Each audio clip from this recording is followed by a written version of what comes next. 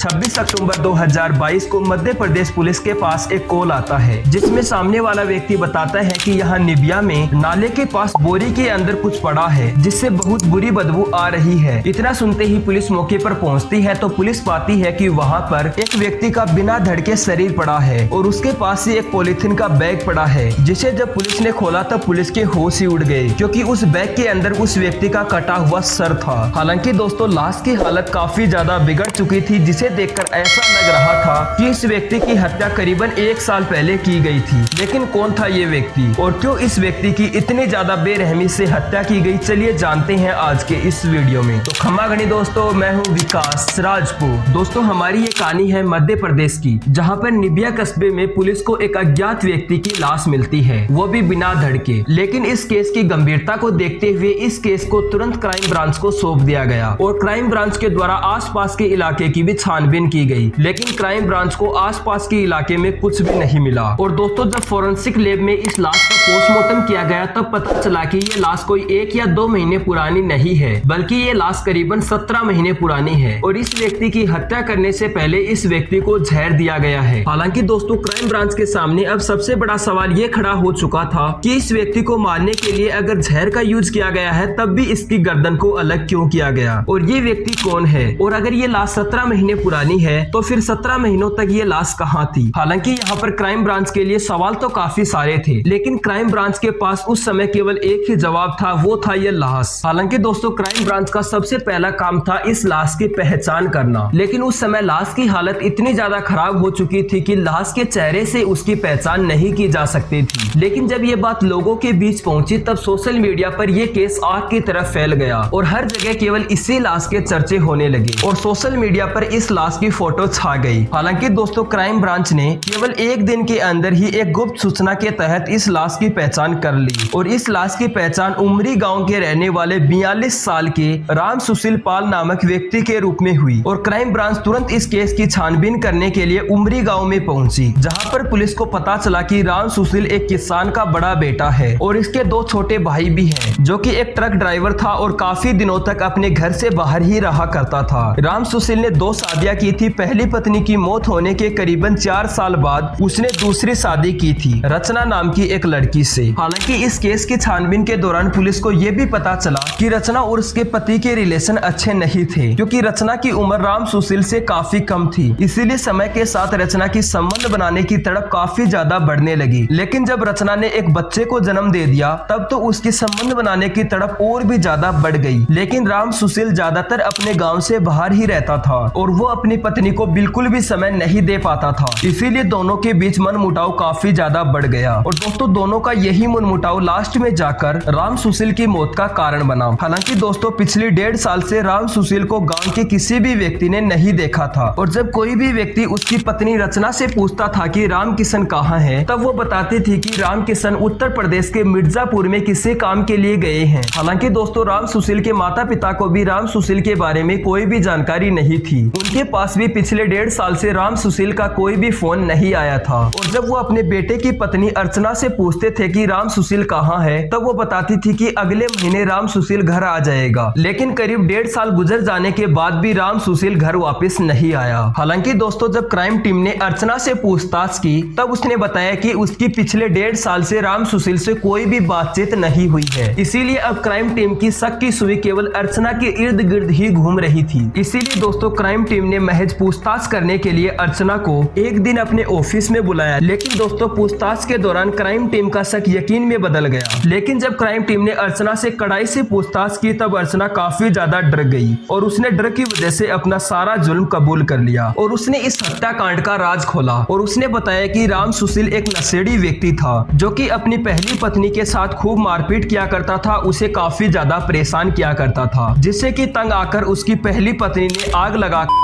हत्या कर ली, जिसके करीब 4 साल बाद उसने मुझसे शादी की। लेकिन उस समय मेरी उम्र काफी ज्यादा कम थी। लेकिन राम सुशील का मेरे साथ भी वही व्यवहार था। वो मेरे साथ कभी भी टाइम नहीं गुजारता था, हमेशा नशे की हालत में पड़ा रहता था और जब मैं उसको नशे को छोड़ने के लिए बोलती थी तब वो मेरे साथ मारपीट भी किया करता था और मेरे साथ टाइम बिताने की जगह वो महीनों महीनों तक घर से बाहर रहा करता था और इसी वजह से मैं अपनी बढ़ती हुई जवानी को ना रोक पाई और मैं अपने देवर गुलाब से नजदीकियां बनाने लगी और धीरे धीरे धीरे हमारे बीच अवैध संबंध बनने लगे और मैं अपनी मन की सारी ख्वाहिशें अपने पति को छोड़कर अपने देवर गुलाब के साथ पूरी करने लगी और हम एक दूसरे से प्यार करने लगे। हालांकि हमारे अवैध संबंधों के बारे में हमारे घर पर सभी को पता चल चुका था, इसीलिए गुलाब के माता पिता ने हमें समझाने की बहुत ज्यादा कोशिश की, लेकिन हम फिर भी नहीं माने। इसीलिए गुलाब के माता पिता ने गुलाब की शादी करवा दी, लेकिन फिर भी गुलाब अपनी नई नवेली दुल्हन को छोड़कर मेरे पास ही ज्यादा रहता था और मेरे साथ ही संबंध बनाया करता था और ऐसे ही हमारे संबंध और भी ज्यादा बढ़ने लगे। लेकिन एक दिन मेरे पति को हमारे अवैध संबंधों के बारे में पता चल जाता है, इसीलिए वो शाम को शराब पीकर घर आता है और मुझे काफी ज्यादा पीटता है। लेकिन जब गुलाब को इसके बारे में पता चला तो उसे काफी ज्यादा गुस्सा आया और फिर गुलाब ने गुस्से में आकर राम सुशील को रास्ते से हटाने का प्लान बनाया और हमने सही समय का इंतजार किया और फाइनली हमें मई 2021 में सही समय मिल भी गया और मैंने मई 2021 की शाम को अपने हाथों से राम सुशील के लिए समोसे बनाए, जिसके अंदर मैंने गुलाब के द्वारा लाया गया जहर मिला दिया था और उसी दिन शाम को अपने हाथों से मैंने राम सुशील को जहर वाले समोसे खिलाए और समोसे खाने के बाद जब राम किशन अपने कमरे में सोने चला गया तब उसी रात को करीबन मैंने 12 बजे के आसपास राम किशन को संभाला। तब मैंने पाया कि राम सुशील की मौत हो चुकी थी। फिर मैंने अपने आशिक गुलाब को फोन करके बुलाया। हालांकि हमारे इस प्लान में हमारा साथ अंजनी पाल ने भी दिया, जो कि गुलाब का बड़ा भाई था, जिसकी राम सुशील से बिल्कुल भी नहीं पड़ती थी, इसीलिए वो भी हमारे साथ मिल गया। फिर हमने एक धारदार चाकू से राम सुशील का गला काटकर अलग कर दिया ताकि वो अगर जीवित हो तब भी वो मर जाए। फिर हमने उसके शरीर और शव को एक बोरे के अंदर डाला और हमारे चाचा के भूसे वाले कमरे में छिपा दिया। हालांकि हमारे इस काम में हमारे चाचा और उसके 2 बेटों ने भी हमारी मदद की थी, क्योंकि राम सुशील और उनके बीच एक जमीनी विवाद के चलते काफी ज्यादा बहस हुई थी और राम सुशील ने भरी पंचायत में उनकी बेइज्जती भी की थी। इसीलिए अपनी बेइज्जती का बदला लेने के लिए वो हमारे साथ मिल गए। लेकिन 17 महीने के बाद हमारे चाचा एक दिन हमें बोलते हैं कि तुम हमारे भूसे वाले कमरे से उस लाश को हटा दो, वरना हम पुलिस को सारी बातें बता देंगे। इसीलिए हमने घबराकर 25 अक्टूबर 2022 की रात को